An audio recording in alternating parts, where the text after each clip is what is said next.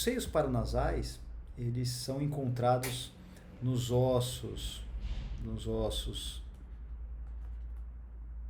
do crânio, são exclusivos dos ossos do crânio, e esses ossos, eles são ossos que têm cavidades com ar dentro.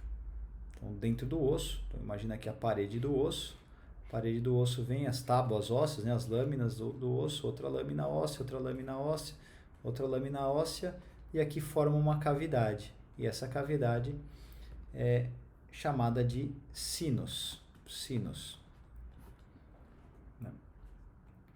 Esses ossos que têm ar dentro são ossos denominados de pneumáticos. Ossos pneumáticos são ossos que contêm cavidades com ar. Por isso são chamados de ossos pneumáticos. No ser humano só tem no crânio ossos pneumáticos. O que acontece? Aqui é muito importante prestar bastante atenção nisso.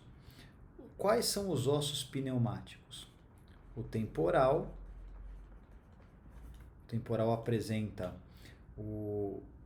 a sua parte pneumática, cheio de ar, chamado de células mastoideas, onde dá a mastoidite, por exemplo, células mastoides.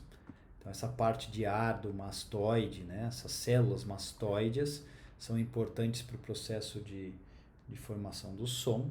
O osso temporal é um osso pneumático. Outro osso pneumático é o frontal, e o espaço dentro, a cavidade do osso frontal chama seio frontal.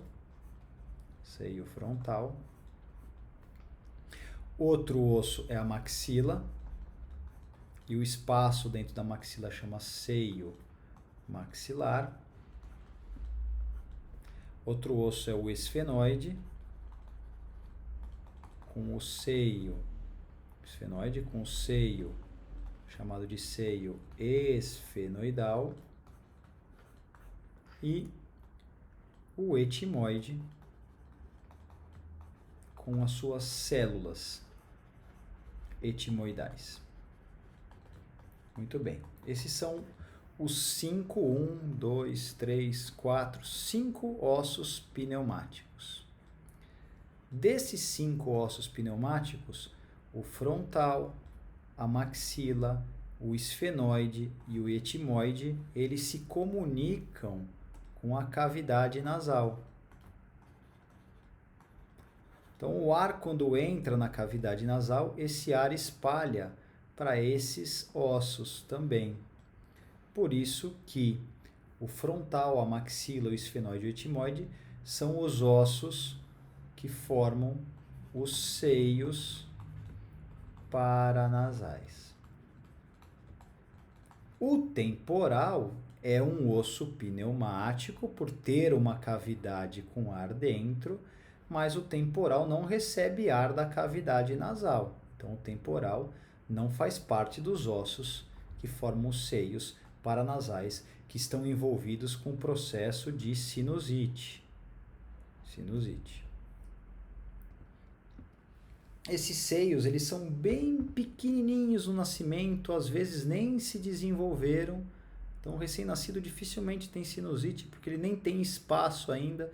E quando esse crânio crescer, né, para as diversas direções, esses seios vão começar a expandir, aumentar o seu tamanho, né, e desenvolver.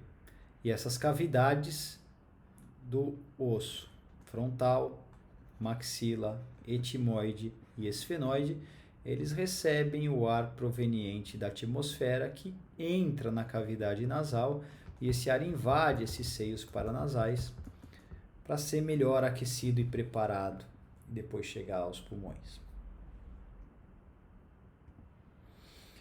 Quando avaliamos e precisamos avaliar em cortes, esse é um corte coronal do crânio. Então, foi feito um corte coronal desse crânio. E aqui eu consigo observar as diversas células etimoidais,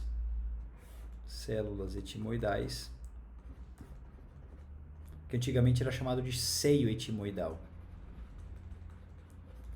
Eu vejo uma grande cavidade que é a maior delas, o seio maxilar. E aqui em cima, de um lado e do outro, vai formar o seio frontal.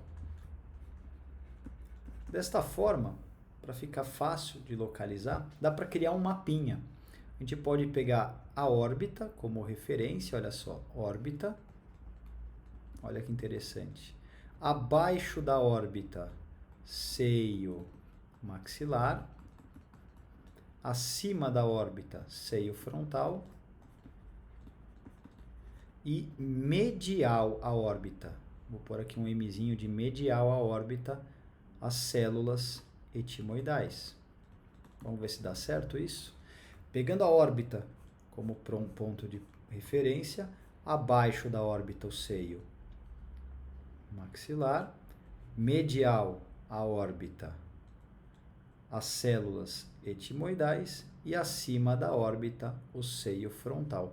Esse estudo por mapas é bem interessante para utilizarmos até nos exames de tomografia, como veremos mais à frente.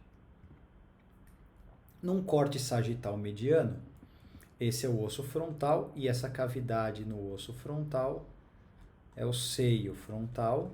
Aqui dá para ver o seio frontal.